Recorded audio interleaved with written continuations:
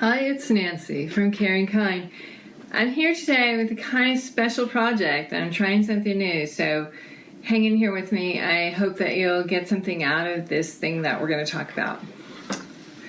What we're going to talk about today is the idea that a person with dementia often says and repeats that they want to go home. This can be a really big problem for people because lots of times we say to the person, look, you are home. This is your couch. This is your mirror. This is your camera. And for people in early stage Alzheimer's disease, this sometimes works. This reorientation can work for a person in early stage, and they'll say, oh, of course.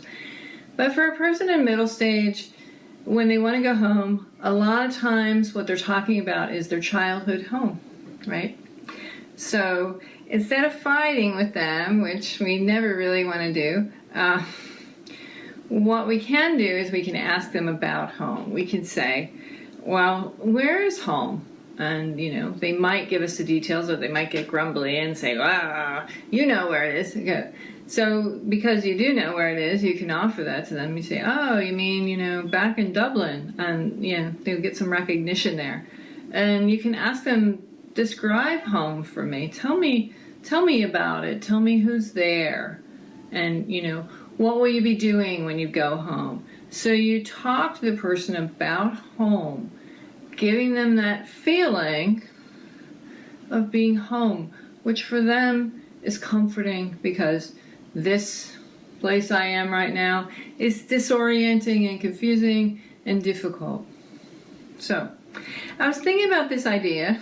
I was thinking, how can I show people this? When I teach a class full of people, I have the two people in the class partner up and talk to each other about home. Just tell each other the details of home, what they liked about the place where they grew up, some things that were going on with them. So since I don't have that luxury right now of having a class, I thought, how can I bring this message to you? And so I started my own notebook about home. Of course, I got into it because I get into things. And I started to remember some of the amazing things about my home and my upbringing. And, here I wrote, my mother used to dress my sister and me in the same dresses. And sometimes we had matching hats and purses and shoes. And I was younger than my sister, and I loved it. I adored it. And my sister was older, and she really hated it. But that detail of my childhood was so delicious for me that, I felt just for a moment, I felt like I was there. I was in that place of enjoying getting all dressed up with my sister. I started to think of other things of my childhood where I grew up and how my sister and I used to lay in my bed at night when it was Christmas time, and we would look out, through this very small window at the suburbs nearby and look at the Christmas lights, and, it's kind of magical. So I thought, well, this is a pretty cool exercise. I don't know if everybody wants to do it. It's okay. All I do is make suggestions here and, hope that something speaks to you. So I start drawing things because that's what I do naturally, but think about it. Consider just a little notebook that, when something from your childhood pops up, you write it down. And, it can be a source of comfort for you, that piece of home. At the same time, when we find out these bits and pieces of our own childhoods, of our own home, and they bring us joy, we can relate better to the person with dementia who is wanting to go home, who is wanting to re-experience that time when they felt comforted, loved and understood. I'm remembering these things.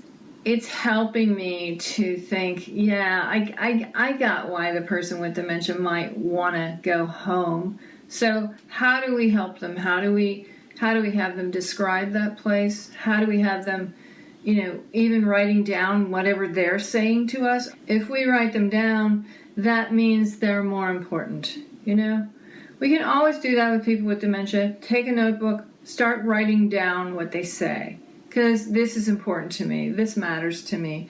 When I write it down, it means that it matters, okay? So, a couple of things. We want to support them. If they want to go home, support them. Ask them about it. Write it down.